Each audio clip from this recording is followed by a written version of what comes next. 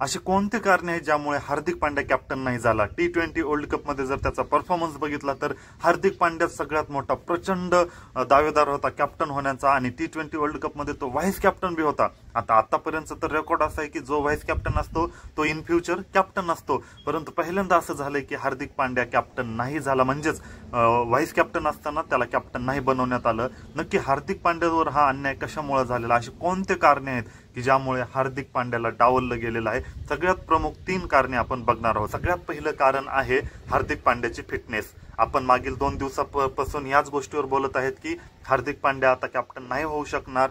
सूर्यकुमार यादवचं नाव समोर आलेलं आहे, हे मागील 2 दिवसापासून मी तुम्हाला सांगत आलेलो आहे आणि झालं पण तसंच। आणि सगळ्यात महत्त्वाचं जे कारण हार्दिक पांड्याला कॅप्टन न करण्याचं आहे ते फिटनेसचंच कारण आहे। हीच गोष्ट समोर आलेली आहे आणि हा पॉईंट कुठेतरी बरोबरच वाटतं। जर तुम्ही हार्दिक पांड्याचं आतापर्यंत रेकॉर्ड बघितलं म्हणजे त्याच्या करिअरचं, तर तो अनेक वेळेस इंजुरीमुळे बाहेर गेलेला आहे किंवा फिटनेस त्याची व्यवस्थित नसते, या कारणामुळे तो बाहेर गेलेला आहे। परंतु काल त्यानं इंस्टाग्रामवर पोस्ट करून दाखवण्याचा प्रयत्न केला की बघा आता माझी फिटनेस कशी आहे। एक त्यानं 2023च्या ODI वर्ल्ड कप मधून बाहेर पडल्यानंतर इंजुरीमुळे तेव्हाचा एक फोटो अपलोड केला होता आणि साईटला आत्ताचा एक अपलोड केला होता, म्हणजे त्याची फिटनेस दाखवण्याचा प्रयत्न केला होता। म्हणजेच त्याला एक प्रकारे असं सांगायचं होतं की फिटनेसचं कारण देऊन तुम्ही मला कॅप्टन होण्यापासून रोखू नका किंवा फक्त माझ्या फिटनेसमुळे मला कॅप्टन नाही करणार असं करू नका, असं त्याला सांगायचं होतं। परंतु त्याचा पण उपयोग झालेला नाही। त्याच्या फिटनेसचं कारण एकमेव आणि सगळ्यात महत्त्वाचं कारण आहे की त्याला कॅप्टन नाही केलं।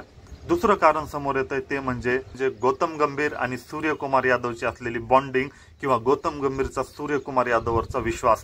मागे एका इंटरव्ह्यू मध्ये गौतम गंभीरनं असं सांगितलं होतं की रोहित शर्मानं ज्या प्रकारे सूर्यकुमार यादवचा फायदा घेतलेला आहे, म्हणजे त्याचा युटिलाइज केलेला आहे त्याला मुंबई इंडियन्स मध्ये, त्या प्रकारे मी KKR मध्ये त्याला युटिलाइज करू शकलो नव्हतो किंवा मला त्याच्या पूर्ण पोटेन्शियलचा फायदा घेता आला नाही, कारण सूर्यकुमार यादव खूपच भारी आहे। बरेच जण असं मानतात की सूर्यकुमार यादव जगातला सगळ्यात भारी बॅट्समॅन आहे T20 फॉर्मॅट मध्ये, आणि एवढे दिवस तो आलाच कसं काय नाही इंटरनॅशनल मध्ये, यावरून सुद्धा आपल्याला बी कळायला पाहिजे की पॉलिटिक्स चालतंच खेळामध्ये सुद्धा, क्रिकेटमध्ये पॉलिटिक्स चालतं, हे 100% खरं आहे। कारण सूर्यकुमार यादवची बॅटिंग बघून भले भले जे दिग्गज आहेत ते सुद्धा हैराण होत असतात, आणि एवढा भारी प्लेयर एवढे दिवस इंटरनॅशनल मध्ये पदार्पण कसं करू शकला नव्हता, याचं कारण आहे की पॉलिटिक्स चालतं। आणि ह्याच गोष्टीवरून आता पॉलिटिक्स चालतं हे तर समजलंच ना, तर मग आता गौतम गंभीर हेड कोच झालाय आणि त्याचा पहिल्यापासून सूर्यकुमार यादववर विश्वास आहे। आता त्यानं साहजिकच आहे की हार्दिक पांड्यापेक्षा सूर्यकुमार यादवला प्रेफरन्स दिला आणि याच कारणामुळे सूर्यकुमार यादव कॅप्टन झाला, हे दुसरं कारण। आणि तिसरं कारण म्हणजे रोहित शर्मा। आता आपल्याला पण माहित आहे की जेव्हा कॅप्टन निवडायचा असतो तेव्हा पहिल्या कॅप्टनचं पण ओपिनियन विचारलं जातं किंवा त्याचं पण मत घेतलं जातं, आणि जेव्हा रोहित शर्माला विचारलं असेल तेव्हा 100% रोहित शर्मानं हार्दिक पांड्यापेक्षा सूर्यकुमार यादवला प्रेफरन्स दिला असेल, ही गॅरंटीनं सांगू शकतो। कारण तुम्ही आतापर्यंत जर बघितलं आणि सूर्यकुमार यादवचं आणि रोहित शर्माचे पण चांगलेच रिलेशन आहेत, तर या कारणामुळे आणि स्पेशली मुंबई इंडियन्स मध्ये ज्या प्रकारे हार्दिक पांड्या वागला रोहित शर्मा सोबत, ते पण एक रिझन असू शकतं। आता बरेच जण असं म्हणतात फील्डवर झालेल्या गोष्टी लक्षात कोणी ठेवत नसतं, ते फील्ड पुरतच असतं, परंतु असं नसतं। तुम्ही स्वतःच्या लेवलला विचार करा, माणूस गोष्टी विसरत नसतो आणि कुठे ना कुठे बदला घेतच असतो। रोहित शर्माला जर विचारलं असेल तर 100% तुम्हाला सांगतो सूर्यकुमार यादवलाच प्रेफरन्स दिला असेल।